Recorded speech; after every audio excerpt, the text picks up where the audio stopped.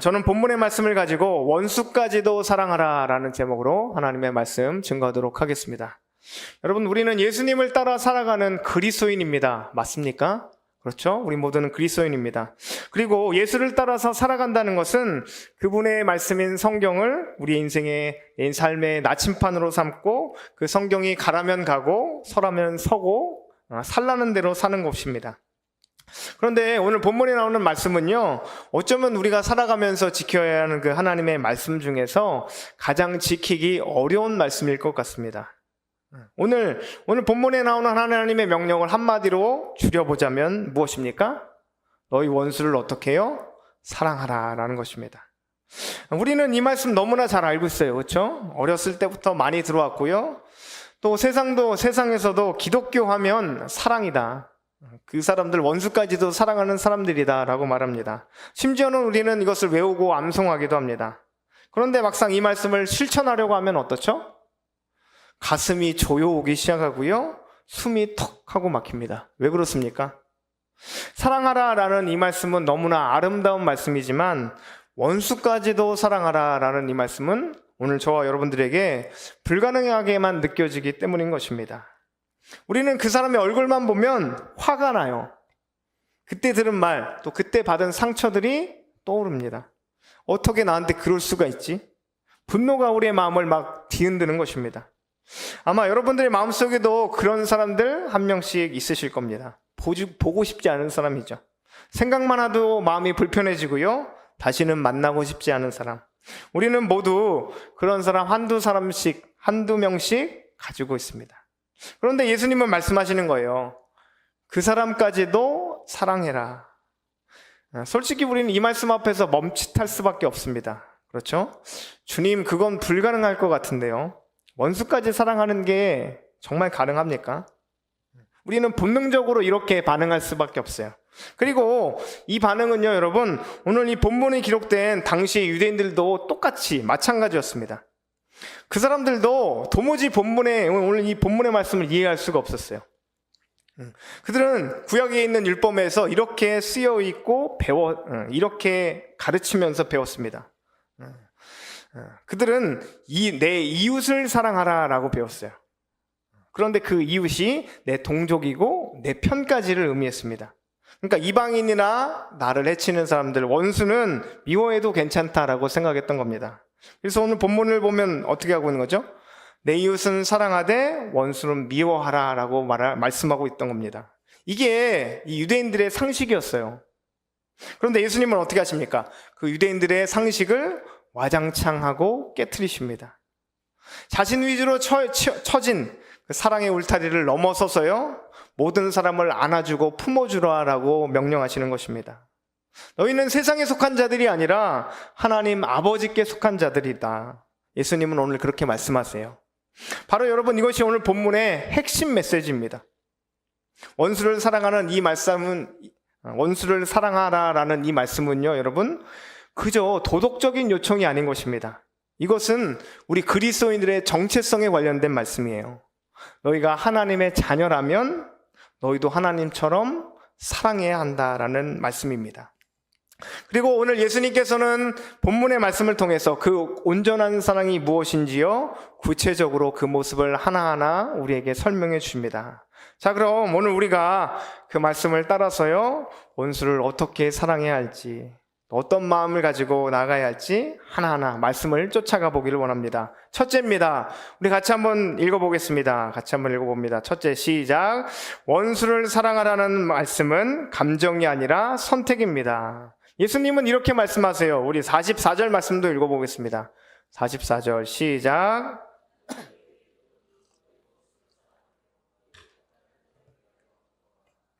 여러분, 굉장히 단순한 말씀이지만 여러분, 이 말씀은 성경 전체에 나오는 그 복음의 이야기를 꿰뚫는 아주 핵심적인 말씀입니다. 원수를 사랑하라라는 이 말씀에 예수님이 가신 그 길이 있고요, 십자가의 길, 십자가의 도가 모두 담겨 있는 것입니다. 우리는 여기서 사랑이라는 것이 감정이 아님을 알 수 있어요. 오늘 본문에 나오는 사랑은 감정이 아니라는 겁니다. 그 사람을 보면 따뜻한 마음이 막 생겨요. 막 좋게 느껴지고 말을 한마디라도 걸고 싶은 그런 게 사랑이 아니라는 겁니다. 오늘 본문이 말씀하시는 사랑은요, 감정이 아니라 결단입니다. 결단. 의지적으로 그 사랑을 선택하라는 것입니다. 여러분, 원수를 사랑한다는 것, 그것은 미워하지 않기로 결심하는 그것에서부터 시작됩니다. 그 사람의 잘못이 사라져서가 아니라요. 그 사람, 우리가 받은 그 상처가 완전히 잊혀져서가 아니라요. 그럼에도 불구하고 주님, 나는 그 미움을 붙들지 않겠습니다 라는 결심하시는 겁니다. 이렇게 우리의 마음을 주님 앞에 내어드리며 결단의 자리로 나가는 것, 그것이 바로 오늘 본문이 말씀하시는 사랑입니다. 마음이 따라오지 않아도 행동이 먼저 한 걸음 나아가는 것입니다. 그 사람에게 어떻게 하면 선을 베풀 수 있을까? 어떻게 하면 그 사람을 내가 한 번 더 존중해 볼 수 있을까? 그것을 고민하는 것이 오늘 본문이 말씀하시는 예수님의 사랑입니다. 그리고 예수님의 말씀은 여기에서 멈추지 않아요. 뭐라고 덧붙이십니까? 너희를 박해하는 자를 위하여 기도하라. 여러분, 기도는 원수 사랑을 위한 가장 강력한 실천입니다. 기도할 때 우리는 그냥 단순히 이 사람을 축복해 주세요 하고 멈추는 것이 아니에요. 기도할 때 우리는 그 사람에 대한 생각이 변화되기 시작합니다. 그리고 기도할 때 우리는 그 사람에 대한 우리의 감정의 온도가 바뀌기 시작해요. 미움으로 인하여서 얼어붙어 있었던 우리의 마음이 다시 한번 기도할 때 천천히 녹아내리기 시작합니다. 그리고 내 안에 용서하지 못했던 이유들이 기도 안에서 하나둘 풀려가기 시작하는 겁니다. 그리고 어느 순간 알게 될 것입니다. 변해야 될 건 그 원수가 아니라 바로 나였구나, 바로 나 자신이었구나 라는 것을 알게 된다는 겁니다. 그래서 여러분, 원수를 위해 기도하는 것은요, 사실은 상대방을 위한 것 같지만 사실은 나 자신을 자유롭게 하기 위한 거예요. 여러분, 미움이라는 것은 어떻게 합니까? 우리를 꽁꽁 묶어버립니다. 미움으로 우리를 묶어버려요. 그래서 우리가 그 사람을 미워할수록 뭔가 해결되는 것이 아니라 우리의 영혼은 자꾸만 가라앉고 더 어두워지고, 바꾸셔도 될 것 같은데 화면을, 더 어두워지고 우리의 삶에, 우리의 마음의 평안이 모두 다 사라져버리는 것입니다. 하지만 기도는 여러분 어떻습니까? 그 미움의 사슬을 끊어줍니다. 우리 안에 맺힌 그 증오의 독소를요, 완전히 뽑아내주는 것입니다. 그래서 원수를 위해서 기도할 때 우리의 영혼의 문이 열리고 우리는 자유롭게 될 수 있을 것입니다. 어떤 분이 여러분 이런 고백을 했어요. 목사님, 그 사람을 용서하지 않겠다고 기도했는데 기도하다 보니까 이상하게 그 사람이 이해가 가고 그 사람을 위해 울고 있는 나 자신을 발견하게 되었습니다. 여러분, 이것은 성령의 역사 아닙니까? 그렇죠? 우리가 한 게 나 자신이 한 게 아니잖아요. 하나님께서 우리의 마음에 들어오셔서 그분의 사랑으로 역사하시는 것입니다. 사람의 이 본능은 사랑이 아니에요. 그렇죠? 우리 인간의 본능은 미워하고 복수하고 갚으려고 하는 것입니다. 그래서 믿음은 본능을 거슬러 올라가야만 해요. 이게 바로 그래서 십자가의 길인 것입니다. 믿음이라는 것은 여러분 본능을 거슬러 올라가야 하기 때문에 나 자신을 쳐서 죽이는 십자가의 길이라는 것입니다. 그래서 예수님도 십자가 위에서 이렇게 기도하셨어요. 아버지여, 저들의 죄를 사하여 주옵소서. 저들이 자기가 하는 것을 알지 못합니다. 여러분, 이 기도가 바로 원수를 위한 기도입니다. 이 기도 속에 예수님의 사랑이 녹아 있잖아요. 그렇죠? 그리고 그 사랑이 오늘 저와 여러분들을 구원하신 줄 믿습니다. 그러므로 여러분, 우리가 원수를 사랑하고 그를 위하여서 기도하는 것은 그냥 단순히 착한 행동이 아닙니다. 그것은 예수님을 닮아가는 길인 것입니다. 십자가의 길인 거예요. 우리가 예수님의 걸어가신 그 길을 따라가는 겁니다. 우리 힘으로는 어렵지만 주님이 우리 안에 거하신다면, 주님의 성령이 우리 안에 역사하신다면 그 일은 가능해집니다. 그분이 우리 안에서 사랑으로 역사하시면, 그분이 우리의 입술을 통해, 우리의 기도를 통해 역사하신다면 우리는 미움의 감옥에서 벗어나 진정한 자유와 평안을 누리게 될 것입니다. 그래서 이 원수를 사랑하라는 말씀은요, 무거운 명령이 아니라 우리에게 주신 자유로의 초대장입니다. 주님 안에서 사랑으로 자유하는 삶, 그것이 바로 예수님께서 저와 여러분들에게 주시고자 하는 복음의 길입니다. 그러니 여러분, 오늘 예수님께서 걸어가셨던 그 사랑의 길로, 원수까지도 사랑하는 그 길로 나아가실 수 있는 저 여러분들 될 수 있기를 간절히 소망합니다. 미움이 아니라 사랑으로 살아가시고, 보복이 아니라 용서로 살아가시고, 저주가 아니라 축복의 말을 우리 입술에 담는 저 여러분들 될 수 있기를 간절히 소망합니다. 둘째입니다. 함께 읽어보겠습니다. 둘째, 시작. 원수를 사랑해야 하는 이유는 하늘 아버지를 닮기 위해서입니다. 그렇다면 우리는 예수님은 왜 우리에게 원수까지도 사랑하라라고 말씀하실까요? 그 이유가 45절에 분명히 나와 있습니다. 우리 45절 말씀 같이 한번 읽어보겠습니다. 45절 시작.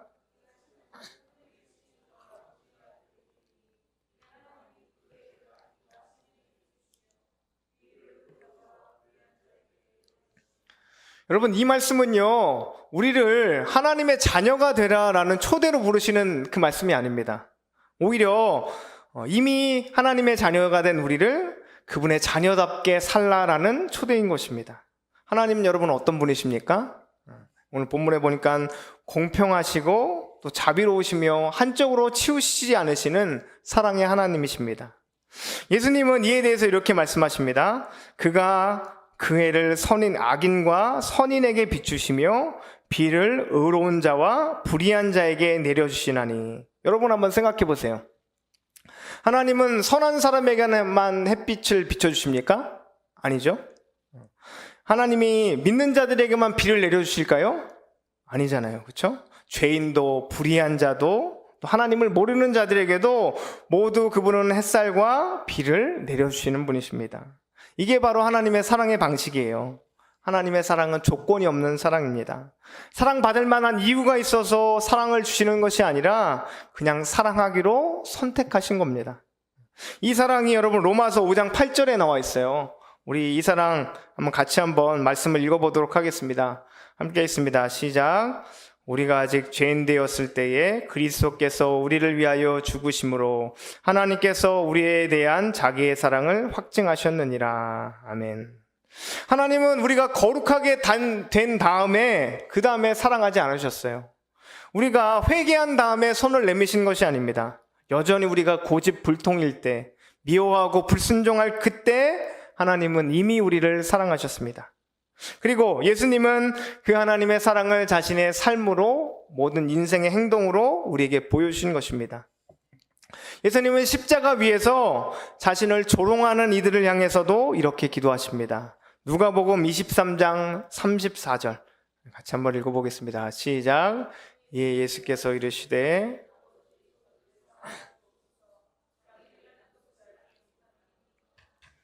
여러분, 이것이 하나님의 사랑의 수준이에요. 그리고 우리가 원수까지도 사랑해야 하는 그 이유가 바로 여기에 있습니다. 그냥 착하게 살자라는 윤리적인 문제가 아니죠. 우리가 하나님의 자녀답게 살아가야 한다는 겁니다.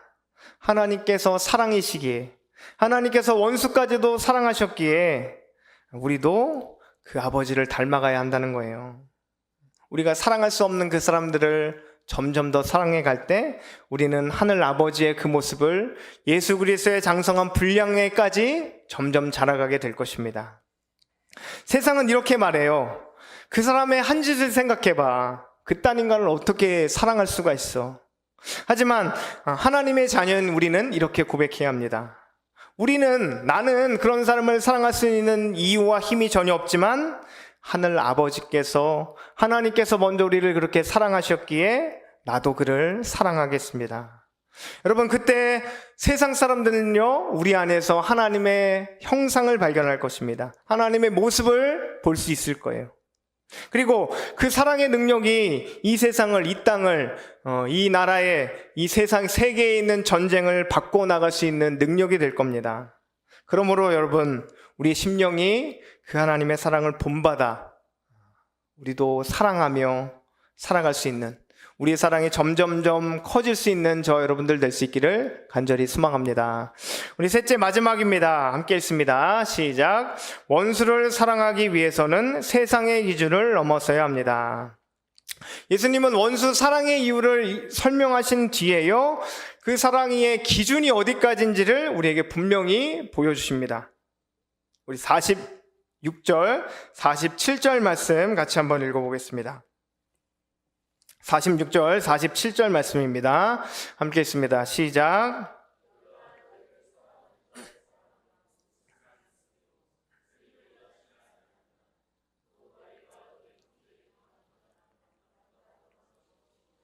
이방인들도 이같이 아니하느냐. 아멘. 여러분, 예수님은 지금 이렇게 말씀하시는 거예요. 너희는 세상 사람들처럼 똑같이 사랑하면 안 된다라는 거죠. 너희가 내 제자라고 한다면, 하나님의 자녀라면 세상 사람들보다는 더욱 깊고 더욱 넓게 사랑하며 살아라 라고 말씀하십니다. 우리는 흔히 이렇게 생각합니다. 그 사람이 나를 사랑해줘야 나도 사랑하죠. 나에게 잘해주는 사람은 나도 잘할 겁니다. 그런데 예수님은 이렇게 말씀하십니다. 그건 세리와 이방인들도 그렇게 한다라는 거예요. 당시 사람들은 세리를 죄인으로 여겼습니다. 세리는 어떤 직업을 가진 사람이죠? 로마의 세금을 대신 걷어주는 거예요. 그러면서 부당한 이익을 상당히 많이 챙겼습니다. 부패한 자들이었던 거예요. 또 이방인들은 어떤 사람입니까? 하나님을 알지 못하는 자들. 그런데 그들도 누구는 사랑한다고요? 자기 편은, 자기를 사랑해주는 사람들은 사랑한다라는 것입니다. 그러니까 나를 사랑하는 사람들, 내 편인 사람들을 사랑하는 것은 특별한 게 아니라 세상 사람들도 그렇게 똑같이 사랑한다. 그건 평범한 그냥 기준이다라고 말씀하십니다. 그런데 예수님이 말씀하신 이 그리스도인들의 사랑의 기준은, 하나님의 백성, 예수 그리스도의 제자들의 사랑의 기준은 어디에 있습니까? 바로 조건 없는 사랑. 하나님의 사랑에 이르기까지 너희도 사랑해야 한다는 거예요. 이 사랑은 어떤 사랑이죠? 상대가 나를 미워해도, 나에게 상처를 줘도 내가 먼저 다가가서 용서하고 축복하는 사랑입니다. 여러분, 정말로 쉬운 일이 아니에요. 그렇죠? 오늘 본문의 말씀에 나와 있지만 정말 삶으로 살아내는 것은 쉬운 일이 아닙니다. 오히려 우리에게는 불가능해 보여요. 이게 진짜 가능한가? 라는 생각이 들기까지 합니다. 그래서 여러분, 이 사랑은요, 인간의 힘으로는 할 수 없는 사랑입니다. 오직 복음의 능력으로만 가능한 사랑입니다. 여러분, 복음이란 무엇입니까? 우리가 아직 하나님과 원수 되었을 그때에 하나님이 먼저 우리를 찾아오시고 그 사랑으로 우리를 품어주셨다라는 소식입니다. 그 사랑이 우리를 변화시켰다는 거예요. 그러니 우리가 그 큰 사랑을 받은 자들이라면, 그렇다면 우리들도 그 사랑을 다른 사람들에게 흘려보낼 수 있다는 것입니다. 세상은 언제나 계산하잖아요. 그 사람이 나한테 한 만큼 나도 해줄 거야. 나는 절대로 내가 먼저 손 내밀지 않을 거야. 하지만 하나님의 나라의 방식은 여러분 다릅니다. 그렇죠? 하나님의 나라는 먼저 사랑하는 나라이고요, 은혜로 반응하는 나라입니다. 이렇게 그리스도의 제자는 세상의 법칙을 따라 살아가는 사람들이 아니에요. 곧 우리들은 하나님의 의, 하나님의 높은 그 사랑의 기준을 쫓아 살아가는 사람들인 것입니다. 세상은요, 복수하라고 말하지만 우리는 용서해야 합니다. 세상은 미움으로 사람들과 담을 쌓으라고 말하지만 우리는 사랑으로 다리를 놓아야만 하는 자들입니다. 여러분, 이것이 바로 예수님의 제자답게 살아가는 길이에요. 오늘 예수님은 이것을 자신의 제자들에게, 또 저와 여러분들에게 말씀하고 싶으셨던 겁니다. 원수를 사랑할 때 세상은 우리 제자들을, 예수님의 제자들을 보고 놀랄 거예요. 어떻게 저렇게 살아갈 수 있지? 어떻게 저렇게 살 수 있지? 그때 우리는 말할 수 있어야 합니다. 내 힘이 아니라 우리 안에 살아계시는 성령님, 예수님께서 그렇게 하시는 것입니다. 여러분, 이 사랑이야말로 세상의 기준을 넘어서는 거룩한 사랑입니다. 그리고 그 거룩함을 통해 우리는 이 땅에서 조용하지만 그러나 아주 분명하게 하나님 나라의 증인된 삶을 살아갈 수 있을 것입니다. 그러므로 여러분, 원수까지도 사랑하는 그 신앙의 자리로 나아갈 수 있는 저 여러분들 될 수 있기를 간절히 소망합니다. 자, 결론의 말씀입니다. 결론입니다. 예수님은 마지막으로 이렇게 말씀하십니다. 우리 47절 말씀 같이, 48절이죠. 48절 말씀 함께 읽도록 하겠습니다. 시작. 그러므로 하늘에 계신 너희 아버지의 온전하심과 같이 너희도 온전하라.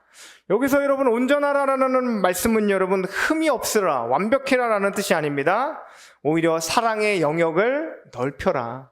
너희가 가진 사랑이 요만큼이라면 사랑의 영역을 넓혀라 라는 말씀이에요.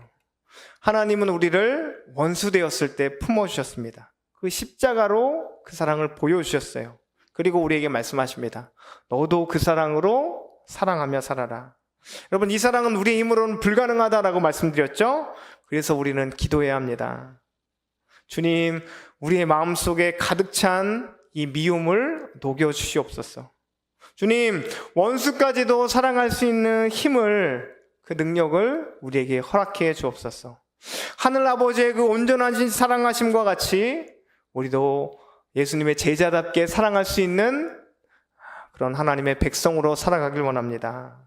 우리가 이렇게 기도할 때 성령님은 우리 안에 분명히 반드시 역사하실 것입니다. 그러므로 여러분, 미움 대신 사랑으로, 분노 대신 평화로 이 땅을 살아갈 수 있는 저 여러분들 될 수 있기를 주님의 이름으로 간절히 소망합니다.